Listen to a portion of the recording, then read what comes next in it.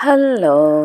ரமா போட்டு அனைவரும் ஆரோக்கியமாக, சந்தோஷமாக, நிம்மதியாக இருப்பீர்கள் என்று நம்புகிறேன். இப்போது அத்தியாயம் 12 பார்ப்போம். நட்சத்திரங்களில் எழுதப்பட்டது. திகைப்பூட்டும் சூரிய ஒளியுடன் கூடிய குபோலாஸ் நடுக்கள். குளிப்பவர்கள் தங்கள் முதிர்ந்த குளியல் சத்தங்களால் காற்றை நிரப்புகிறார்கள். மேலும் பெனாரஸில் உள்ள நீர்முனையின் குழப்பமான ஓரியண்டல் அலங்காரம் என் அந்நிய பார்வைக்கு புதிதாக காட்டுகிறது. நான் கங்கையில் ஒரு கனமான குப்பையில் சும்மா இருக்கிறேன். அதன் முனை ஒரு நாகப்பாம்பின் தலையைப் போல செதுக்கப்பட்டுள்ளது. நான் ஒரு அறையின் கூரையில் அமர்ந்திருக்கிறேன். கீழே இருக்கும் 3 படகோட்டிகள் தங்கள் விசித்திரமான துடுப்புகளை இழுக்குகிறார்கள்.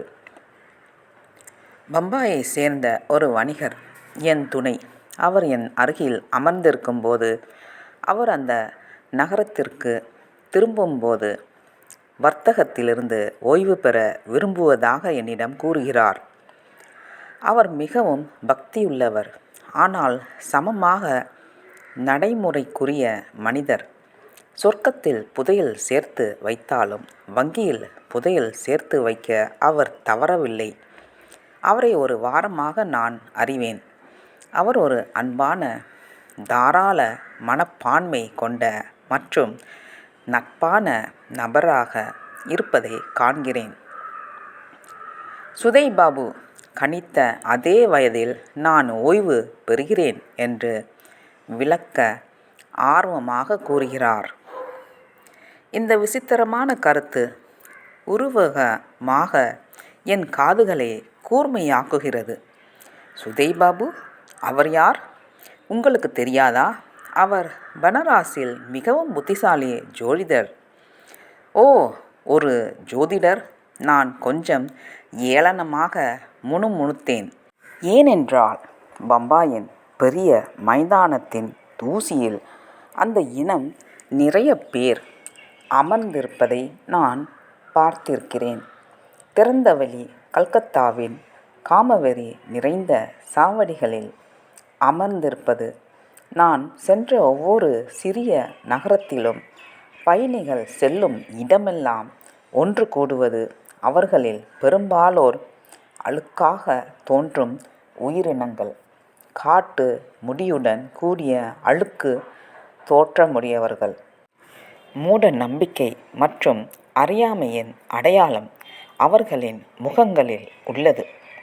அவர்களில் கையிருப்பில் பொதுவாக 2 அல்லது 3 கிரீஸ் நன்கு விரல்கள் கொண்ட புத்தகங்கள் மற்றும் புரிந்து கொள்ள முடியாத அடையாளங்களால் நிரப்பப்பட்ட சில உள்ளூர் மொழிகள் பஞ்சாங்கங்கள் உள்ளன.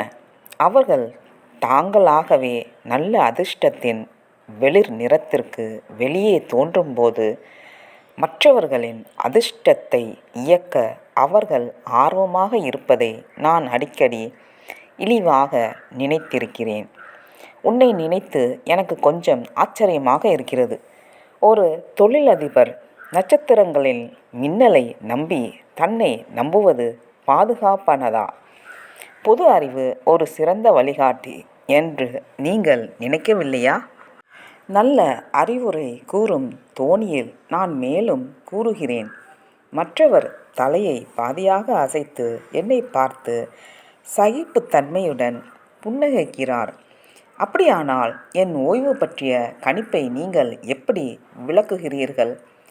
இவ்வளவு அசாதாரணமான இளம் வயதிலேயே நான் தொழிலை விட்டுவிடுவேன் என்று யார் யூகித்திருக்க முடியும்? ஏனென்றால் நான் 40 வருடத்தை கடந்த ஒரு வருடமே ஆகிறது என்பது உங்களுக்கு தெரியுமா? தற்செயல் ஒருவேளை. சரி, ஒரு சிறிய கதையை சொல்கிறேன்.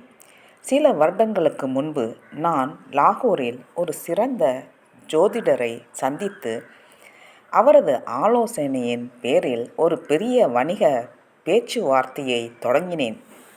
அந்த நேரத்தில் நான் ஒரு வயதான மனிதருடன் கூட்டாளியாக இருந்தேன். என் கூட்டாளி இந்த விவகாரம் மிகவும் ஆபத்தானது என்று கூறினார்.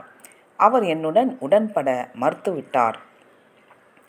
ஏனென்றால் நாங்கள் கூட்டாண்மையை கலைத்த பரிவர்த்தனையில் அவர் ஈடுபட மாட்டார். நான் தனியாக வணிகத்தை மேற்கொண்டேன். அது ஒரு அதிர்ச்சியூட்டும் வெற்றியாக இருந்தது. எனக்கு ஒரு சிறிய செல்வத்தை கொண்டு வந்தது. லாகூர் ஜோதிடர் என்னை வலுவாக ஆதரித்து இருக்காவிட்டால் நானும் இந்த விவகாரத்தில் ஈடுபட பயந்திருப்பேன். அப்படியானால் நீங்கள் அந்த கருத்தை வைத்திருக்கிறீர்கள். என் தோழர் எனக்காக தண்டனையை முடிக்கிறார். நம் வாழ்க்கை விதியால் ஆளப்படுகிறது.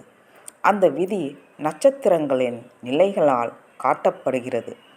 அவரது கூற்றுக்கு நான் என் ஆட்சேபனைகளை ஒரு பொறுமையற்ற சைகையின் நூலில் நழுவ விடுகிறேன். இந்தியாவில் நான் பார்த்த ஜோதிடர்கள் படிப்பறிவில்லாதவர்களாக, முட்டாள்கள், பார்வையாளர்கள்.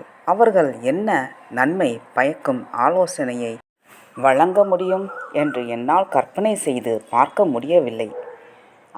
சுதைபாபு போன்ற கற்றறிந்த அறிஞரை நீங்கள் சந்தித்த அந்த அறியாத மனிதர்களுடன் குழப்பிக்கொள்ளக்கூடாது. உண்மையிலேயே அந்த மனிதர்கள் ஏமாற்றுக்காரர்கள். ஆனால் அவர் ஒரு பெரிய வீட்டில் வசிக்கும் மிகவும் புத்திசாலி பிராமணர். அவர் பல ஆண்டுகளாக இந்த விஷயத்தை ஆழமாக படித்துள்ளார். மேலும் பல அரிய தொகுதிகளை கண்டுள்ளார். என் தோழர் முட்டாள் அல்ல என்பது திடீரென்று எனக்கு தோன்றுகிறது. அவர் ஆர்வத்துடன் நடைமுறைக்கு ஏற்றவராகவும் மேற்கத்திய கண்டுபிடிப்புகளின் சமீபத்திய வளங்களை பயன்படுத்தி கொள்ள தயங்காதவராகவும் இருக்கும் நவீன இந்து வகையைச் சேர்ந்தவர். அவர் சில வழிகளில் என்னை விட முன்னேறியுள்ளார். அவர் படகில் ஒரு அற்புதமான நகரும் பட கேமராவை எடுத்துச் செல்கிறார்.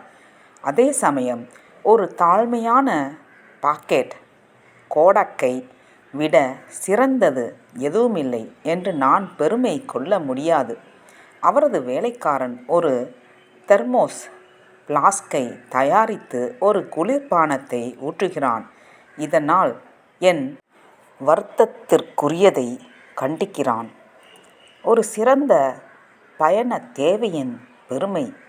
ஐரோப்பாவில் நான் செய்ய விரும்பாததை விட பம்பாயில் இருக்கும்போது அவர் தொலைபேசியை அதிகமாக பயன்படுத்துகிறார் என்பதை அவரது பேச்சிலிருந்து நான் அறிவேன்.